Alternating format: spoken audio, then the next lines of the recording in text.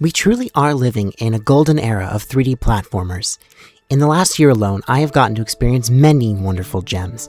Pac-Man World 2 Repack, Yooka Replayly, Bubsy 4D, Donkey Kong Bonanza, and many, many more. 3D platformers are my bread and butter, easily my favorite genre of games out of all of them. But sometimes, I yearn to go back to those golden days of my youth and replay the games I grew up on from the PS2 era, Sly Cooper, Jak and Daxter, Ratchet and Clank, and so on. Well, imagine my surprise when I discovered an up-and-coming indie project last year that was taking inspiration from those games specifically. I remember seeing the initial trailer for this game and finding myself immediately interested in it, and so, I kept my eye on it throughout its development, watching every little bit of new gameplay I could get.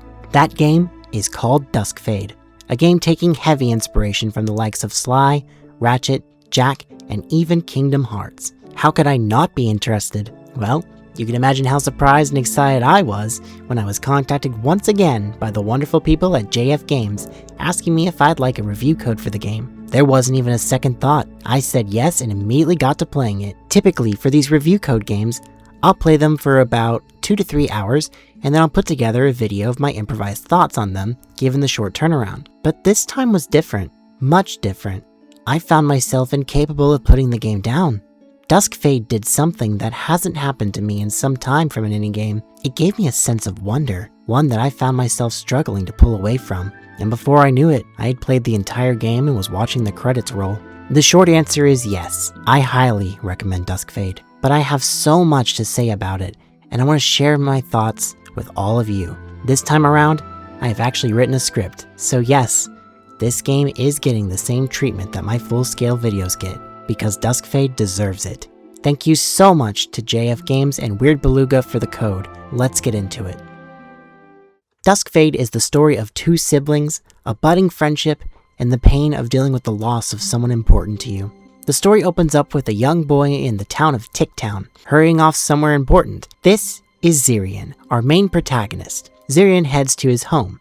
Knocking on a door with hesitation, he calls out to a girl named Alira, his older sister. Zirian brought her favorite pastries and asks if she'd like to go into town with him and eat them. Much to his dismay, Alira shoos him away, sounding desperate as she talks about being nearly finished with something. We're not entirely sure what she's working on, and neither is Zirian. According to Zirian, Alira had been locked away in that room for weeks, and is trying and pleading with her to step out and get some air. Suddenly, within the room, a massive explosion goes off, sending Zirian flying, and Alira's voice calls out to him desperately. Zirian awakens in some strange realm where he finds his grandfather's old sword. Taking it, he sets off to find out what happened. Along the way, Zirian comes across a robotic bird in need of help. After defeating the enemies surrounding the bird, the two come to a mutual understanding that they both need to find Alira. The bird, who they both agree to call Cuckoo, was apparently created by Alira. She lacks her memories of what happened, and is seemingly missing some important component that helps her work. Zirian agrees to help Cuckoo find Alira. Turns out, Zirian was trapped inside the central clock of Ticktown. He's ejected out and the door is locked by 5 chains, the first of which is located in the central plaza. After breaking the chain, Zirian and Cuckoo decide that the only way to save Alira is to break the remaining 4 chains so they can re-enter the clock tower. With their goal set in motion, the two must travel across 4 realms in order to break the remaining chains. Duskfade is a semi-open 3D platformer. You'll travel across various levels that connect from one another, bringing you closer to the chain that awaits you at the end. Each world is broken up into roughly 5 to 6 segments, with a mini-boss and end-boss in each. These levels are varied in design, but follow the same principle of game design. You'll traverse an abandoned town that eventually leads to a volcanic crater, a town on the river that brings you all the way to an undersea library, climb a snowy mountain that brings you to a forgotten sky kingdom, and explore a desert wasteland. Each location is visually distinct, and no 2 locations feel the same. I'm a big fan of the visual design of this game. The colors are vibrant and bright. The locations look natural and blend the platforming and exploration seamlessly. Easily my favorite location is the kingdom in the sky. The bright colors, soft clouds, and giant hourglass in the center make for a visually beautiful location. That's the thing about this game. It oozes with beauty. Sometimes, I just wanted to stop and take it all in, soaking in the atmosphere as everything around me faded away. The soundtrack helps with this a lot. Many of the tracks are atmospheric and somewhat otherworldly, which is a good thing, as these locations aren't your traditional level themes.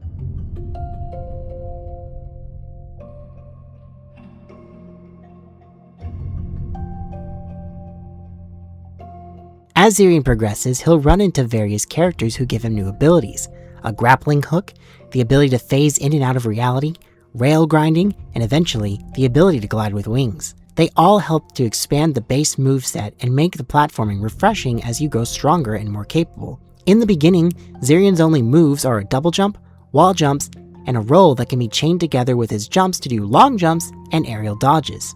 By the end of the game, you'll be chaining all of these moves together to get the most out of your platforming experience, and I love this design choice. But if I did have to nitpick something, it's this. Did you see that? Let me play another clip. This is my biggest nitpick in the game. There is a half-second delay in Zirian's movements when he lands from a jump. It may not seem like that big of a deal, but it threw me off more often than I'd like to admit, causing me to mess up some of my jumps.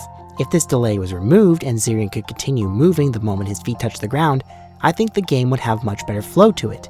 I eventually got used to it, but perhaps this could be patched out? Just a thought. My only other gripe comes from the game's combat. Yes, Duskfade isn't just about platforming and exploring, but fighting waves of enemies. Every couple of minutes you'll find yourself in a more open space where Zirian is surrounded by enemies of differing types. You can lock onto them and strike them down with your sword. Eventually you can unlock more abilities using the in-game shop. This is a great way to gain new moves for Zirian and Cuckoo, who can also attack enemies for you. My issues lie in the fact that the enemies move around too much, leading to many instances of having to chase them down and hope I can hit them. And when you're in the late game, where the toughest enemies are surrounding you, it can often get tricky to hit all of your targets. Thankfully, moves like the grapple hook can help minimize this issue, but it was still somewhat frustrating at times. I'm also not fond of just how often you have to partake in these combat segments. I wasn't joking when I said you'd be fighting every couple of minutes. It can be a bit of a pace breaker at times, but with how simplistic the combat is, it's not the end of the world and often ends pretty abruptly. Where the combat truly shines is in the boss fights. Halfway through every level and right before you reach the chain of each respective area, you'll fight against a boss fight of considerable size. The combat aspects of the fight are simple really. You'll hit them a few times while dodging their attacks the same as normal enemies. But after hitting them enough, they'll either fly away or alter the arena around you. You'll be given a short period of time to partake in a platforming challenge to either reach the boss and strike them, or break objects that impede you from damaging them. I really like this aspect of the fights. It's not just a test of your combat skills, but your platforming skills as well. And considering how much praise I've given the platforming, yeah, these are a highlight of the game.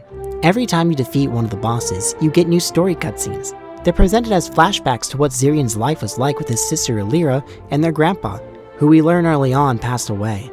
As you continue the story, you'll start to piece things together about how the loss affected both children. I won't go into too much detail as I think the story is well worth experiencing for yourself, but just know that things can get pretty heavy, especially toward the end of the game. These cutscenes are animated incredibly well. The character designs are wonderfully well done. Zirian and Alira especially have great designs to them, as well as the main villain, Despair. Even the voice acting is well done for an indie team. Zirian sounds exactly as you'd expect. A happy-go-lucky adventurer who just wants to explore the world and have fun doing so. But he has his moments of showing a more grounded side to him. His energy is on full display when you collect one of the many collectibles along the way, even going as far as showing what happens when he collects them with Cuckoo and without her for a small portion of the game. His sadness of being alone was a small detail that I did not expect to see, but it's little things like this that make the game feel so alive. And that about wraps it up. I could keep going on, but I think I've said my piece. Duskfade is a wonderful game through and through. Beautiful and fun levels to explore and platform in, simple combat, but fun boss fights, a narrative and characters that I got invested in, beautiful music, fun side objectives, and for 7 to 8 hours to simply play the story alone, you'll get your money's worth. The game is priced at $30 on Steam, Xbox Series X and S, Nintendo Switch 2, and some other console that people don't like. Duskfade is absolutely worth your time and money. If you love games like Ratchet, Jack, Sly, and really any of the old PS2 era games, you'll find something to enjoy in Duskfade, I promise you. Thank you so much again to JF Games and Weird Beluga for providing me with the review code. These teams are ones to keep your eyes on. Trust me, you won't be disappointed.